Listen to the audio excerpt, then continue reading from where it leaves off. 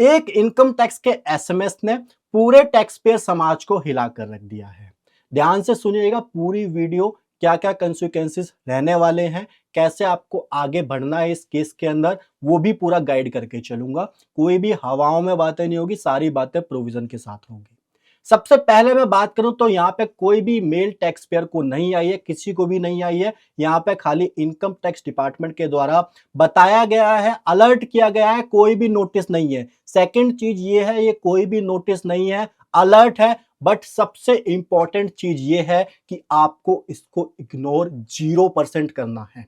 0% क्यों करना है वो भी ध्यान से सुन लीजिए।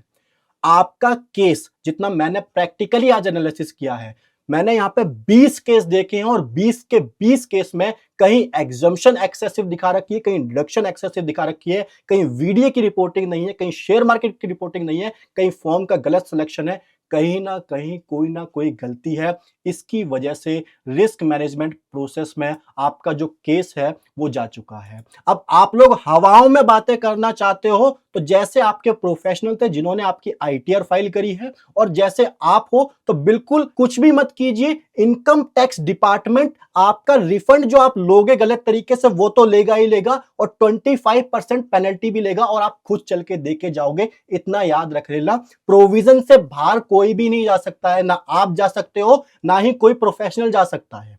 ठीक है, आपको यहां पे इनकम टैक्स एक्ट के हिसाब से ही चलना होगा। एट द एंड कंक्लूजन ये है और यहां पे जो मैसेज है वो ऑफिशियली डिपार्टमेंट के एंड से ही आया है।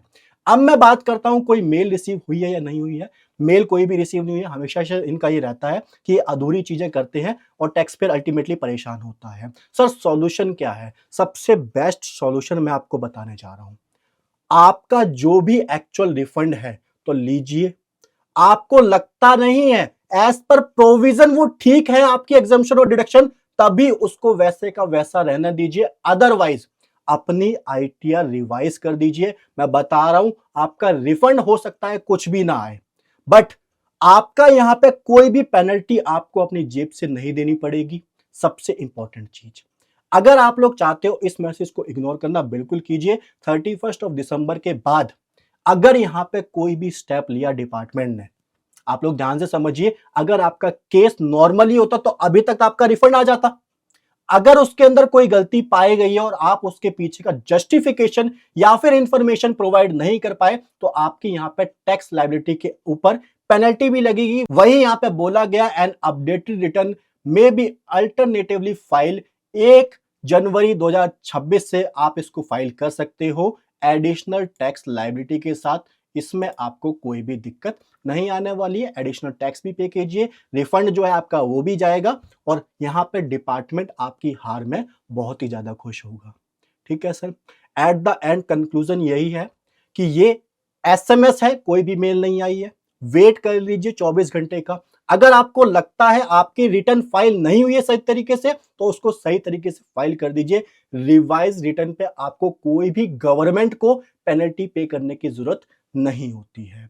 ठीक है सर, एंड अगर आप लोग इस मैसेज को चाहते हो इग्नोर कर दो, डिपार्टमेंट ऐसा है वैसा है, वो एग्जाम्पशन क्यों नहीं देता है हमको, तो ये अलग बातें हो गई हैं। आप लोग धरना प्रदर्शन कीजिए, आप लोग हवाओं में बातें कीजिए। मैं यहाँ पे एज अ टैक्स प्रोफेशनल आपको प्रोविजन समझा सकता हूँ, बता सकता हूँ। जो भी डिपार्टमेंट यहाँ पे आपके सामने बात रखता है उसको आसान भाषा में आप लोगों तक ला सकता हूँ। So thank you so much guys. मी श्री अभिषेक अवस्थी ऐसे इंफॉर्मेटिव अपडेट आप लोगों के लिए लाता रहता हूँ।